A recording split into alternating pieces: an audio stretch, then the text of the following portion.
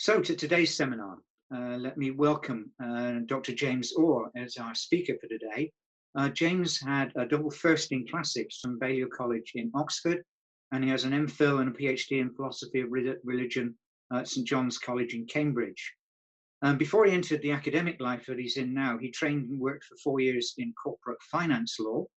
And after that, he was, for a few years, a MacDonald postdoctoral fellow in theology, ethics, and public life at Christ Church in Oxford. And currently he's university lecturer in the philosophy of religion in the divinity faculty in Cambridge. It's a pleasure, James, to welcome you to speak to us today.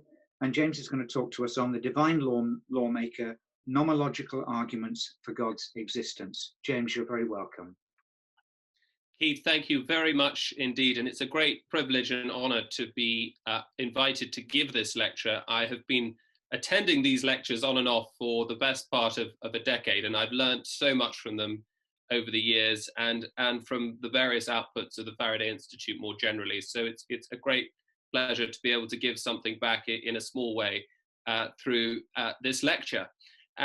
What I'm going to be doing really in the next 30 minutes, this is going to be a sort of distilled lecture given the format, and I'm going to be skating over quite a lot of material which you might have wanted me to go into in more detail. If that's the case, please do just bring it up in the Q&A and we'll dive into it in more detail. I'm conscious that I will be skating over quite a lot, but let's just dive in. So my topic for the lecture is seemingly a hopelessly broad one, the laws of nature. And before I dive in, I just wanted to reflect for a moment on this strange phrase, the laws of nature. From a secular point of view, secular philosophers have long worried that the very idea of a physical law is a sort of fossilized vestige, a fossilized survival from a bygone age dominated by a widespread commitment to the existence of a divine lawmaker. And you still see this argument pop up quite often in sort of popular apologetics. You know, laws of nature must presuppose some sort of lawmaker. Gotcha, atheist, as it were.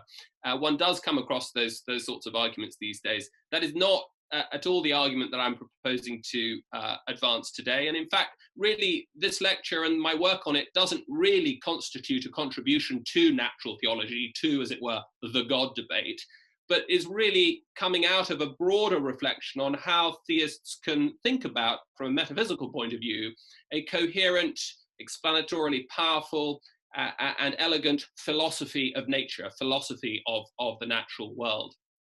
But as I said, this suspicion runs deep. So here's a little quote from Freddie Eyre, A.J. Eyre in 1956, quote, "Our present use of the expression laws of nature carries traces of the conception of nature as subject to command. The sovereign is thought to be so powerful that its dictates are bound to be obeyed. The commands which are issued to nature are delivered with such authority that it is impossible that she should disobey them." And I think that's probably a fair idea, a fair explanation of where, as a historical matter, our notion, the metaphor of a law of nature stems from.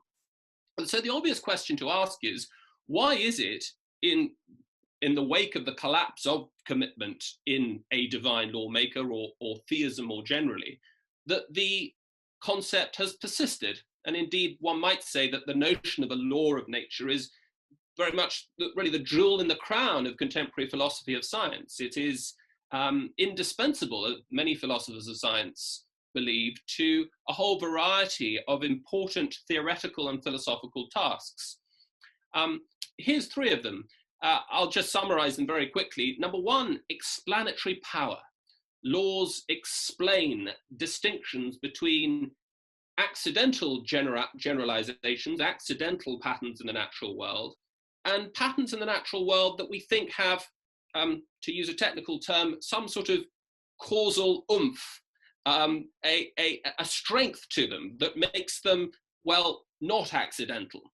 So a standard textbook example here would be to say, it is both a generalization that there is no sphere or ball of uranium a mile wide, and that there's no sphere of gold a mile wide.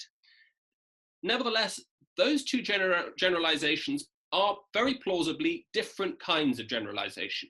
With respect to the sphere of uranium, we want to say that there's something intrinsic to uranium-235 that makes it impossible to create a sphere a mile in diameter, whereas the generalization as applied to gold is, as it were, an accidental generalization. It's just no one's been silly enough to try and pile together all the gold in the world and create a sphere a mile in diameter. But as it were, there's no law forbidding us from doing that. And so philosophers want to be able to say, well, what is the metaphysical distinction between these two generalizations? One does seem to be lawful and the other seems to be merely accidental. So that's the first criterion that we want our explanation of lawmaking to satisfy. Secondly, induction. This is obviously crucial in natural sciences. Inductive strength. What is it that allows us to infer future instances of irregularity from general observed regularities in the past, and to do so, as it were, with confidence? Many people, there's a great deal of philosophical debate over induction, of course, from Hume onwards, but many people think that appealing to laws as it were, grounding regularities both in the past and in the future, and therefore permitting us licensing inferences to future regularities, are an elegant and powerful way of doing that. And thirdly and finally, there's a criterion that we want to satisfy that's often called, let's say, counterfactual resilience. So philosophers get very worried about what is it in reality that makes statements true. Well, here's a statement. If Freddie's car had been white, it would have got hotter more slowly, just plucked out of thin air. Now, that's a counterfactual statement, but we want to be able to say, what is it that makes it true? That is to say, it's invoking a non-actual scenario, but we want to be able to say that there's something that grounds that possibility, something in the world that makes it true. And again, stating facts about, scientific statements of law of the relevant kind, philosophers think, many philosophers think, would give a truth-making ground to that counterfactual statement. And that's a slightly complicated one, but it's an important criterion. Now, one odd feature of laws is the degree of necessity that they appear to possess. Now, one way of thinking about this, and necessity is a difficult thing to think about, but let's just take a very simple example of a very hard kind of necessity. Say, the necessity that all squares are rectilinear. We want to say that it's necessarily true that no square is a triangle. That seems to be a very, very hard fact, a hard kind of necessity.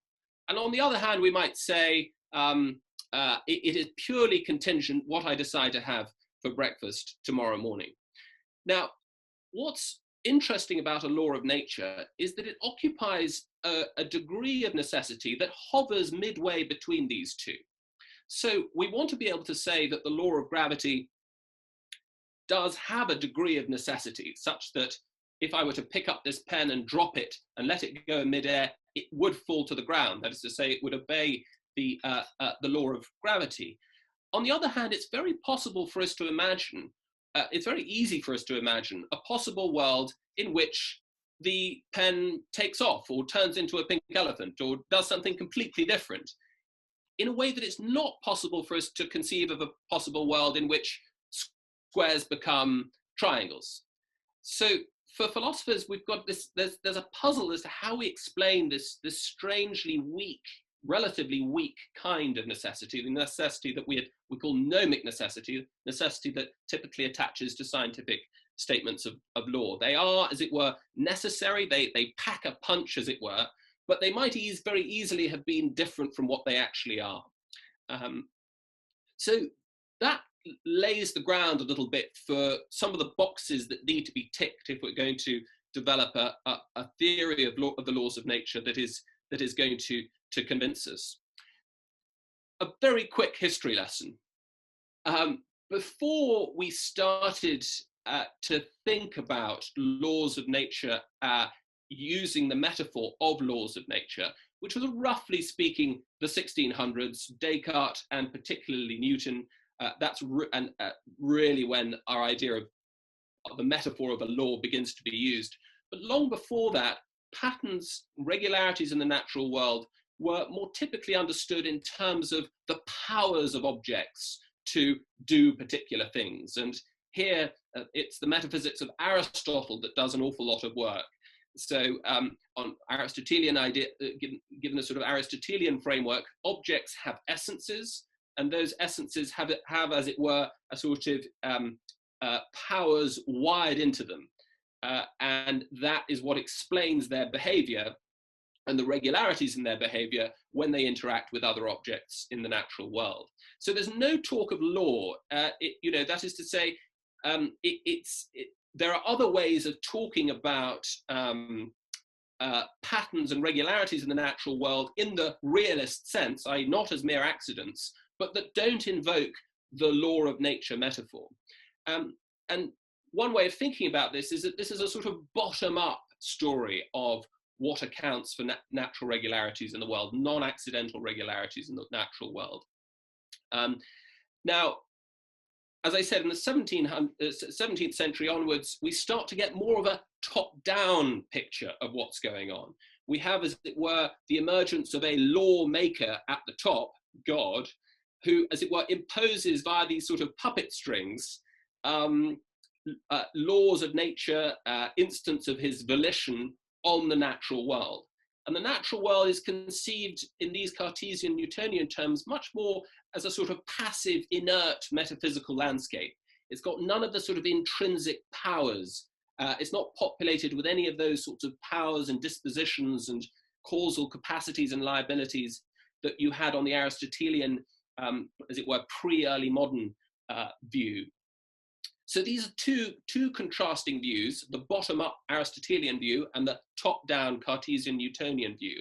Now, both of these are instances of realist accounts of laws of nature. That is to say that they really do make a distinction between our sphere of uranium and our sphere of gold, a mile wide in diameter.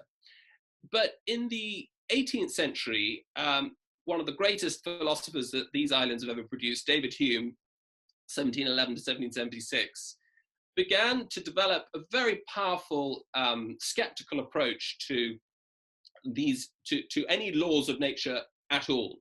And he developed an empiricist account of what laws of nature consist in.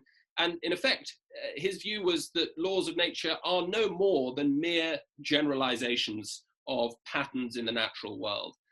Now, there's a lot more to that story. I'm not going to go into it for the time being, happy to in the Q&A. But a version of that view is what began to emerge in the 20th century and has become the sort of dominant view. I suspect it remains the majority view among philosophers of science to this day. And the view here really is that there is, as it were, no oomph, there's no grounding metaphysical ingredient in the world that helps us to make this distinction between accidental and non-accidental regularities. Simply, if there's a sufficiently broad, generalizable scope to a scientific statement, then it will do as a law, and that's the broad view. As I said, we can talk about that in more detail further down in the Q&A if you'd like. So one might also point out that in the 20th century, the sort of realist instincts have come back. And actually this is especially true in the last, well, let's say 40 years.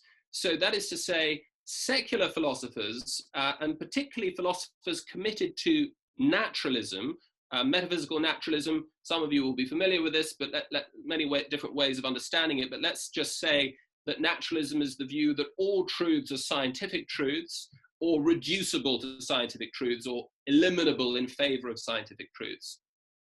And so philosophers of science, some philosophers of science have felt themselves caught in a bind. On the one hand, they're committed to this view that all truths are scientific truths, purely descriptive. We must, on good human grounds, eliminate spooky powers or laws out there in the world that wouldn't measure up to, wouldn't, as it were, qualify as wouldn't be admissible, that shall we say, into the ontological inventory of the empiricist. On the other hand, there are these powerful intuitions that we have, explanatory intuitions that we have about why we'd want to bring in laws, why we'd want to invoke laws. As I said, their explanatory power, inductive strength, and counterfactual resilience. So that is to say, in order for the science to be a coherent activity, many people have begun to argue, we do need to develop a realist conception of what laws of nature consist in. And that, as it were, that renaissance of confidence in realist theories of lawmaking has really come back, as it were, I think quite powerfully in the last 30 to 40 years or so. And it's taken two different forms, the top-down form and the bottom-up form. So the top-down form is often associated with figures like David Armstrong or Michael Tooley. And rather than there being divine puppet strings, which of course are not allowed these days, they've instead substituted a claim that the puppet strings are relations between universals. So the law that explains why salt dissolves in water, to put it in criminally simplistic terms, is to be explained by invoking a relation between the property being salt and the property being water. And as it were, it's that relation between these universal properties, which every particular instance of salt and water, as it were, exemplifies, that explains what really does the job of the divine puppet strings. And this is a purely naturalistic account. It doesn't invoke, it's not thought to invoke anything transcendent, no gods, nothing that couldn't measure up to a naturalistic scheme, a naturalistic understanding of the world. So that's been quite a popular top-down version. There's also been a striking resurgence of bottom-up neo-Aristotelian conceptions of regularities in the natural world in terms of powers or dispositions or liabilities and capacities. And this bottom-up view, I would still say, is a minority view among contemporary philosophers, but it has, I'd say, even just in the last 10 years, acquired quite a lot of influential champions who've advanced a whole series of very sophisticated arguments, both against the reductionist deflationary Humean view and against the top-down relations between universals view. And so roughly speaking, that's where we stand today. There's a sort of historical story to be told of the bottom-up view ceding to the top-down view, which then, as it were, is dissolved in Humean empiricist worries about causal necessities, lawful necessities in the natural world. And as it were, what we've seen in the contemporary, in the last 50 years, is a sort of reversal of that historical story. We have the post-war dominance of the Humean positivist account of what laws of nature are, that is to say, there aren't any, that has given ground to this, ceded to a sort of, or at least begun to be rivaled by a top-down but supposedly entirely naturalistic account, which itself now has begun to be rivaled by a bottom-up view, which again is scrupulously naturalistic. It's not claimed that there are any non-naturalistic dimensions that need to be, or ingredients that need to be invoked in order for that account to be successful. Now, there are a number of problems, I think, with both of these attempts to combine metaphysical naturalism and realism about laws. I'm looking at the clock. I don't have time to go into all of them now, but there are various explanatory problems involved in marrying these two. One of them might be, for instance, uninstantiated laws. That is to say, that it's very plausible that there are laws that would govern certain scenarios that haven't, in fact, for whatever reason, haven't, as a matter of fact, obtained in space-time. And there are various powerful intuitions that say, well, we've got to be able to make sense of what these laws might be. And there's a whole series of other functional laws and probabilistic laws which lead us to, which, as it were, create, I think, a pressure to at least consider alternatives to the naturalistic paradigm if one wants to preserve a commitment to realism about laws. Of course, one way of cutting the knot would be to say, well, what's causing the problem here is just trying to find a realistic explanation of natural laws. So let's just ditch that and go back to Humeanism and stick to naturalism. So obviously, you know, but the point is it's a trade-off. And so one's in a position now, I think, where it is becoming much more tempting to decide to choose between this a priori commitment to metaphysical naturalism and on the one hand, and on the other hand, a commitment to there really being law-making metaphysical ingredients in reality.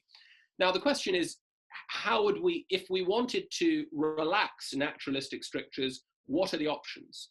Well, this is where clearly a theist might start to get a little bit excited, but of course, theism is not the only non-naturalistic story to be told. One might be a Platonist, for example. That is to say, you might say that the ultimate metaphysical grounds for natural laws would lie in relations or properties that obtain up there in Plato's heaven outside the cave. And that has been, I think, a minority view, but there have been some philosophers, Michael Tooley actually would be a very good example, who have tried to develop a case for this. So Michael Tooley takes the view that you can do the top-down story, but as it were, the lawmaking happens in a sort of Platonic transcendent realm. No God, of course, but as it were, it's the transcendent realm that avoids a lot of the problems that generate the pressure to take the Platonic view. A lot of the problems that arise when trying to combine naturalism and realism about laws. Now, there are various problems with the Platonic view, too many to mention here. Here's an interesting little quote from Nancy Cartwright, who in relation to Michael Tooley's version, Platonized version of the top-down approach, says that the problem with Tooley's approach is that abstract relations are not the kinds of things that make other things happen. They're not the kinds of things that have powers. If they are to figure in an account of what makes things happen in an empirical world, some outside force is required to make them relevant. And so Cartwright's point is quite straightforward. It's that abstract relations, that is to say, denizens of Plato's heaven, are causally effete. They're outside space, they're outside time. The number two, if it exists at all, doesn't enter into causal relations with anything else. It doesn't throw parties. It just can't do anything. It sits there. And so if we want something that's going to ground, as it were, patterns in space-time, that is, see concrete instances of lawful regularities, it seems that appealing to Plato's heaven is going to lead to all sorts of difficulties and problems. Other philosophers point out, for example, also that the Platonic story is meta-theoretically very ungainly. By meta-theoretically, I mean just what it asks us to sign up to, for example. If we're interested in principles of parsimony in metaphysical explanation, there's a lot of debate as to whether or not they are legitimate criteria, but I think plausibly, it is, as in the natural sciences, it's nice to have hypotheses that don't ask us to sign up to too many things before breakfast. And the worry with Platonism is that it asks us to sign up to infinitely many things before breakfast, and at least one very new kind of thing before breakfast, namely abstract objects, numbers and so on. And lawmaking, lawmakers, abstract lawmakers. And so the question is, the main worry though is, how is causal traffic possible between a spaceless, timeless realm and a concrete causal one? With my eye on the time, I'm going to jump very quickly to the second alternative to naturalism, and that of course is theism.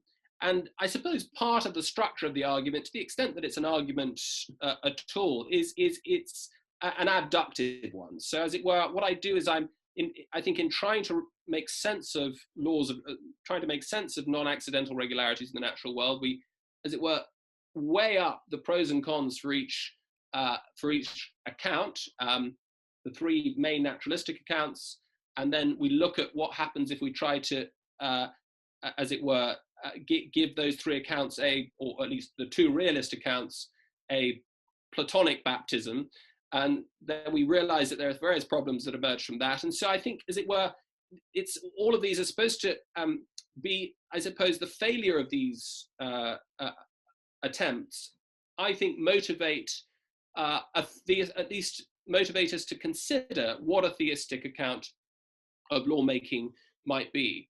Now, there have been a number of attempts to do this, not that many, in fact, and it's worth, I think, at this point distinguishing nomological arguments, which is the rather clunky label I give them in the title, from, say, cosmological arguments or teleological arguments. A nomological argument for the existence of God, that an abductive, in its abductive form, as I'm suggesting here, is not terribly interested, say, in the origination of laws of nature, nor is it terribly interested in, say, the life-permitting content of laws of nature. That is to say, it's not asking about questions to do with design. It's not asking to do with questions to do with origination and so on.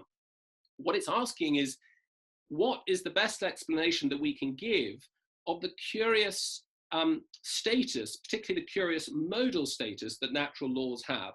As I mentioned earlier, the curiosity consists in them hovering between, laws of nature hovering between, as it were, a hard necessity on the one hand, say logical or mathematical or conceptual necessity, and on the other hand, brute contingency, brute just matter-of-factness.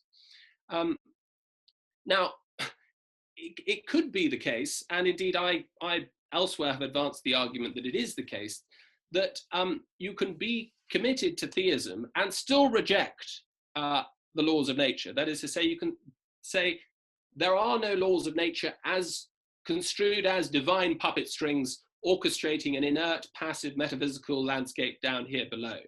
And indeed, that is the view that I take.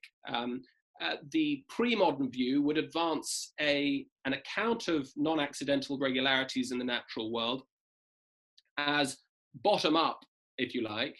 That is to say, objects have a genuine metaphysical autonomy when it comes to in grounding the patterns and regularities that we come across in the natural world. That grounds, that gives us the explanatory power we need. It gives us the inductive strength we need, and it gives us the counterfactual resilience we need.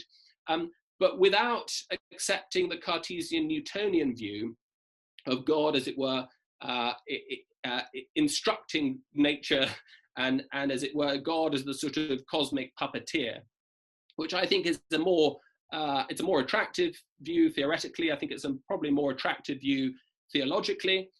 For example, I think the top-down view comes very close to what we might call occasionalism. That is to say that all apparent instances of lawful activity and causal activity in the natural world are simply occasions for direct divine interventions.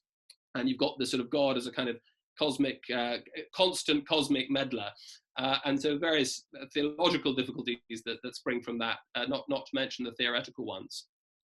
So with my eye on the time, I'm conscious I haven't sort of quite unfolded the sort of theistic picture that of the bottom-up view that I'd want to. But to put it very briefly, the heart of the proposal involves replacing the law-making universals that Thule invokes and that others invoke, and certainly the Platonists invoke, with divine ideas. That is to say, ingredients in God's mental life that inform the creative decisions that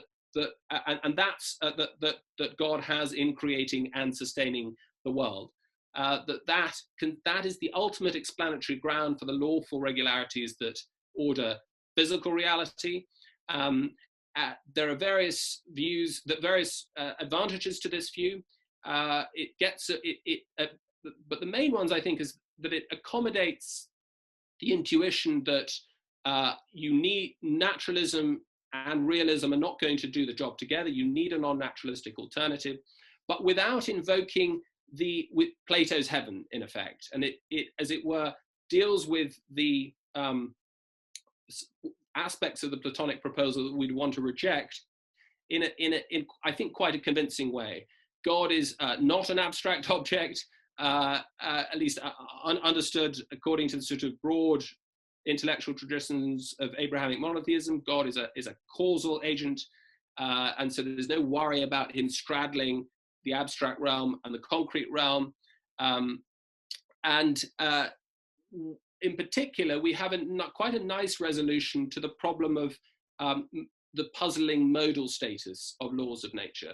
And that is to say, we can think about laws of the ease with which we can contemplate possible worlds where the laws of nature might have been slightly different, simply by invoking God's free agency that would explain his ability to have created a world with slightly different laws had he wanted to. That is to say, that the explanation is what invokes personal explanation, doesn't rely on the sorts of absolute necessities that loom large, particularly when invoking a Platonic proposal.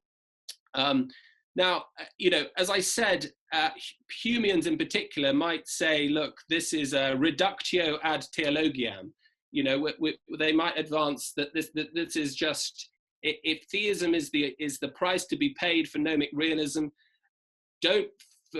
just avoid gnomic realism. It's a bad idea.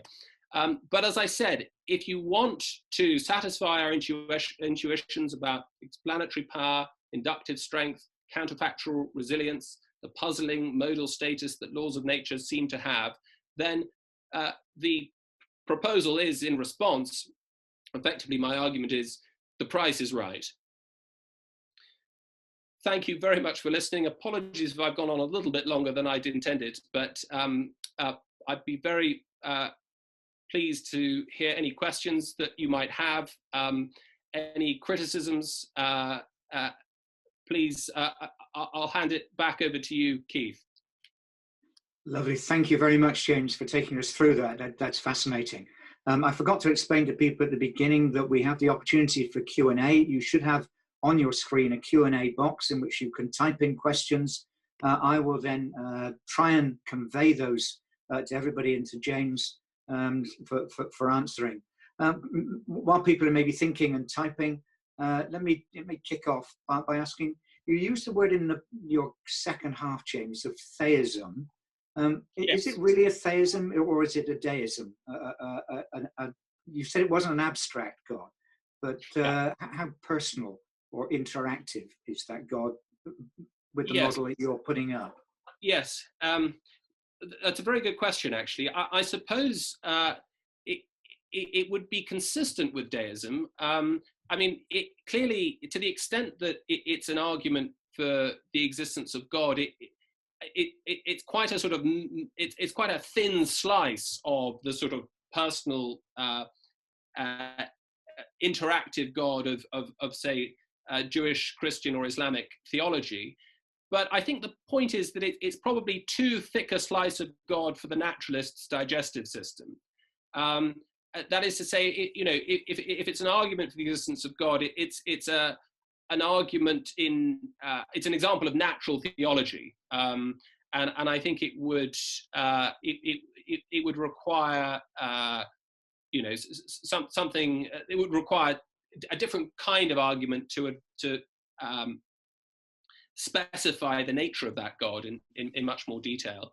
But I think, yes, I mean, I think it still is consistent with the old doctrine of creatio continua, as it says. That is to say, it's still perfectly consistent. And I think probably, I need to think about this a little bit more, but I think in fact it would probably in the end depend upon the claim that creatio ex nihilo, the gods, as it were, creative action 14.9 billion years ago, and his ongoing creative sustaining of all reality, of all that is, are symmetrical acts, as it were, from God's point of view. They're not different acts. It's not like one happened then and the other happened now. God is outside time, he's outside space. So that's certainly the view that I prefer on as it were, dialectically independent grounds. But I think if I were to give it a bit more reflection, I think that there are other reasons why deism would fail, or at least be a less attractive view to adopt on this proposal. But certainly it's an argument that could be pressed into the service of deism. It's certainly consistent with deism, and I wouldn't want to make more of it than it warrants, or more of its conclusions than they really warrant. Okay, thank you very much. There's a number of questions coming in now, and I'll see if I can convey these. There's one that says, maybe related to the previous one, is does not an emphasis on God as lawmaker run against the idea of particular divine intervention? Would he then not be seen to be breaking his own laws? Yes, excellent, thank you. Yes, so the term intervention, I think, is question begging, and I think stems from a sort of two-tier view of two-tier ontology, as one might say. The idea is that there's a sort, in fact, it presupposes, I think, a kind of deism, the idea that the natural world is a kind of self-sufficient mechanism that, as it were, God then sort of comes into from without, as it were. But no, I mean, I think it's perfectly consistent. So on this view, law-like behavior in the natural world, laws of nature, are grounded in God's general decrees and general ordinances for the patterns of the natural world. Nothing in that view precludes God having extraordinary decrees for that, for the unfolding of the natural world. You know, and I know that there are philosophers who struggle with this, but we're perfectly used to the idea of, say, Parliament passing a law that applies at all times and in all places, except under these very specific circumstances. So, and I don't think that suggests that there's some rival Parliament that wants to sort of set up an alternative law-making power. So I think if you're committed to this sort of what the Catholic, the Neo-Thomists used to call the sort of natura pura, you know, this pure nature with a supernature on top, and then God, as it were, whizzing down occasionally to sort it out. I mean, I think I reject that way of understanding reality, and I think it's one that emerges from early modernity in particular. This idea that yes, God occupies for most of the time a sort of the upper level of the house, as it were, and then comes down to tweak things as and when he needs to. There is God, and there is all reality distinct from God, and all reality distinct from God depends upon God's creative activities, his intentions, his decrees, and those decrees can include, there's nothing to prevent God from including specific extraordinary provisions in those decrees that otherwise are universal, generalizable, and grounds good candidates for lawmakers. Thank you. There's a question here that says, they may have missed it, but could you give an example to us of what you call the puzzling modal status that natural laws seem to have? Yes, it's quite difficult to convey. What I try to do is to offer two extreme ends of the spectrum. So one, a very, very hard kind of modal status, a very hard kind of necessity. So, for example, a conceptual necessity that one and the same surface cannot be both red and green all over at the same time, or that a square can't be a triangle. Those, I think, plausibly are very hard necessities, of course, and there's a lot of debate and argument over the different kinds of those sorts of necessities. One very popular way, to the extent that modal metaphysics is popular, of understanding it is in terms of possible worlds. So one nice way of thinking about hard necessity would be to say X is necessary if X obtains in every possible world. There is no possible world in which X does not obtain. One nice way of thinking about impossibility would be to say that there is no possible world in which X obtains. So X is impossible if there is no possible world in which you can find X. Now, possibility, as it were, occupies the middle ground. X is possible. One way of thinking about X's possibility is simply to say that there is at least one possible world in which X obtains, and perhaps many, many, many more, but not all. And so laws of nature occupy somewhere in that vast space between absolute necessity and absolute impossibility. Natural laws occupy this curious middle ground. Now, the reason it's a bit puzzling for us is that we can get our heads around the thought that, well, there is no possible world in which 2 and 2, just a very rare world in which 2 + 2 = 5. I think we want to say, no, there really is no possible world in which 2 + 2 = 5. That is to say, it's impossible. But I think it's trivially easy for us to imagine a world in which, say, to take a very simple, I don't know, a world in which when you put a teaspoon of sugar into a cup of tea, it doesn't dissolve. Now, okay, that's not true of how sugar interacts with tea in the actual world, but I don't think it's a very hard task for us to imagine. In fact, plenty of science fiction out there on science fiction literature and fantasy novels that as it were, assume that it's very easy for us to suspend our beliefs about the laws of nature as we in fact find them in the actual world. Does that help? Well, I hope it helps. Thank you. Here's a question: can you explain to us again the difference between your view and that of Newton and Descartes, of their views of law of nature and theism? Yes. So, well, very crudely, the view that Descartes and Newton would advance is a view that is committed, I suppose, to the laws of nature, where, as it were, that metaphor has a very natural home, because the view is that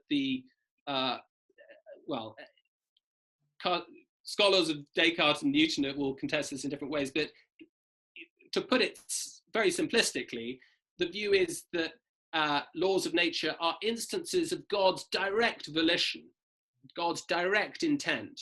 And as it were, one way of thinking about it is God is a sort of divine lawmaking puppeteer, and the laws of nature are his puppet strings. Now, that I think leads to all sorts of difficulties of basically suffocating any kind of causal autonomy that the natural world might have. And so my view, it effectively rejects the laws of nature. That is to say, I don't accept the account of what grounds non-accidental regularities in the natural world that invokes a sort of top-down explanation, whether it's a theistic one in terms of divine intent, or whether it's a top-down naturalistic version of the kind that David Armstrong has influentially advanced, or a Platonized version of the top-down puppet strings approach that Michael Tooley has suggested. So my view is that it is, broadly speaking, a neo-Aristotelian view.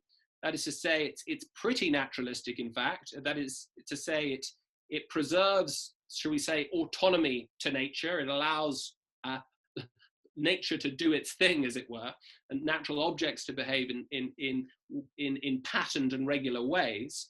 But it makes the further claim that a complete explanation, a complete account of what these law-making powers consist in, or regularity-making powers consist in, requires a theistic account, is better suited to a theistic metaphysical framework.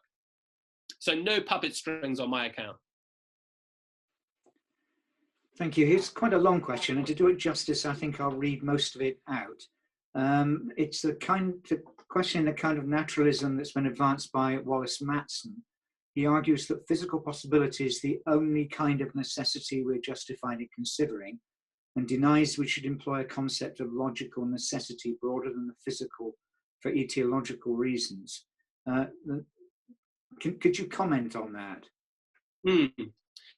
Well, I suppose I would simply refer back to my previous remarks about the weakness of physical necessity. And very plausibly, there is a distinction between the hard kind of necessity that we're used to when we think about conceptual necessity or logical necessity or mathematical necessity, and the very weak kind of necessity that physical necessity seems to consist in. Now, so that is to say, I just can't, the whole point of the worry about this strange hybrid modal status that laws of nature have is precisely that they don't seem to be the kind of necessity that we find on the hard modal necessity end of the spectrum.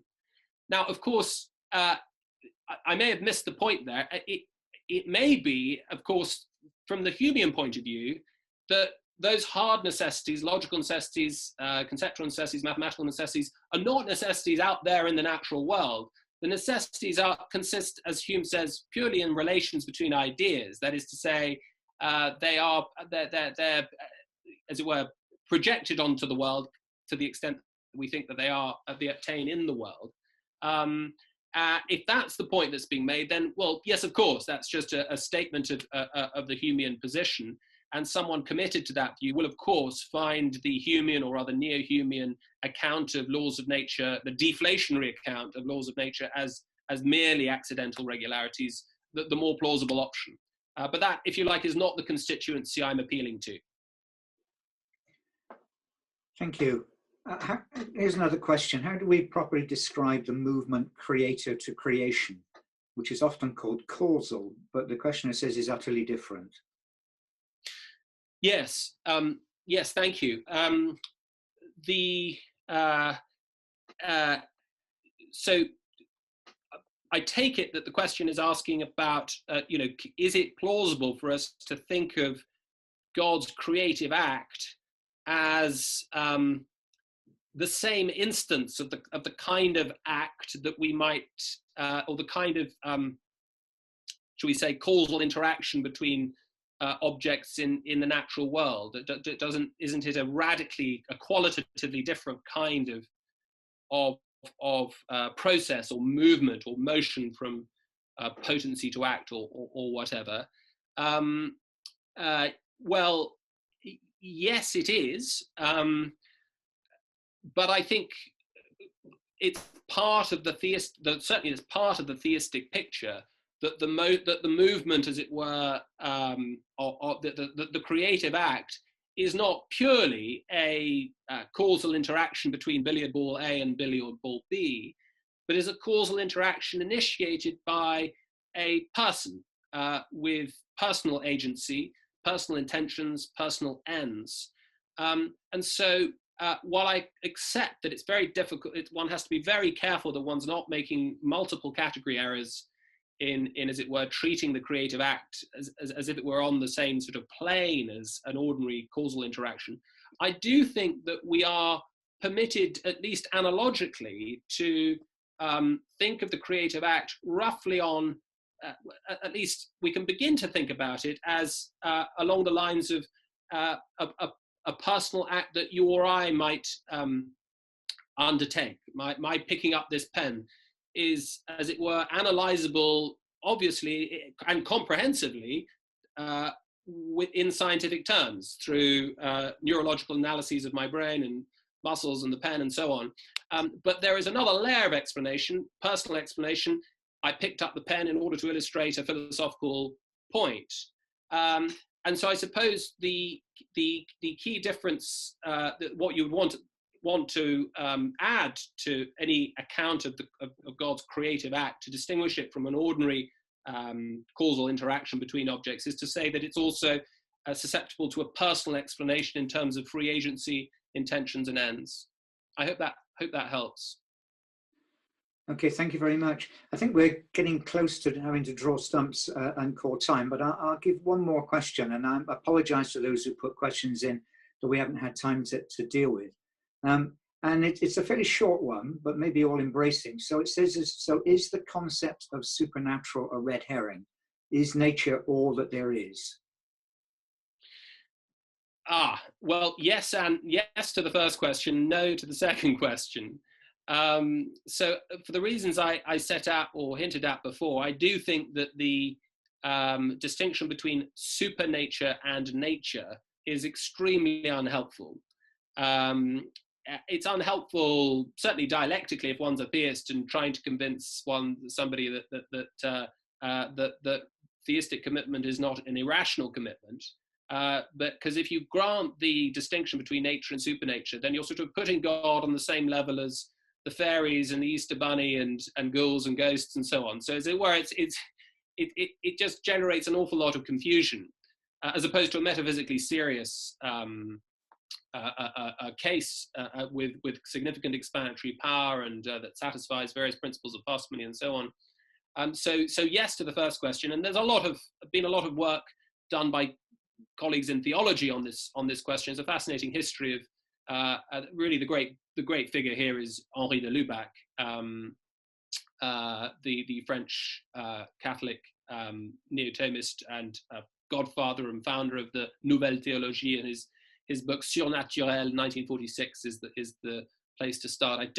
And there's a version of it that's been translated into English. This is The Mystery of the Supernatural. But then the second question didn't follow from the first question, because you can, as it were, reject the distinction between supernature and nature as it's trickled down into sort of popular consciousness, and still deny that nature is all there is. And you might deny that nature is all there is and still not be a theist. And you might be a Platonist, for example.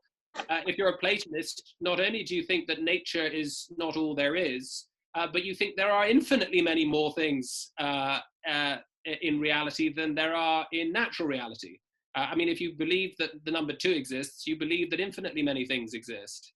And so, as it were, we are opened up with what Quine called the sort of ontological slums, these vast, never-ending reality that is not only a trivially tiny, infinitesimally tiny slice of it is nature. So nature is not all there is, but nor does, say, the Platonist invoke supernature. It would be unhelpful to call the world outside Plato's cave supernature, because the whole point is that it's radically distinct in all sorts of metaphysical ways from nature. And now typically philosophers invoke the distinction between abstract and concrete. That's a more helpful distinction, I think, than supernature and nature. But as I said, that's perfectly, believing that picks out a genuine distinction is consistent with, would just be to reject the view that nature is all there is. That is to say, reject the second question, but accept the first question by saying that there's still no such thing as supernature, or at least it's not a concept, it's not a distinction that is a very illuminating one or helpful one theoretically. Thank you very much. I'm going to draw things to a close there. Normally at the end of these proceedings, we would give a round of applause to our speaker. I don't know quite how you do that online. I will symbolize that on behalf of everybody else. Thank you ever so much for stimulating our thought this afternoon. We're very grateful for the time you've been with us. I apologize for those whose questions I couldn't get across, but this has been a fascinating time. Thank you ever so much, James. Thank you.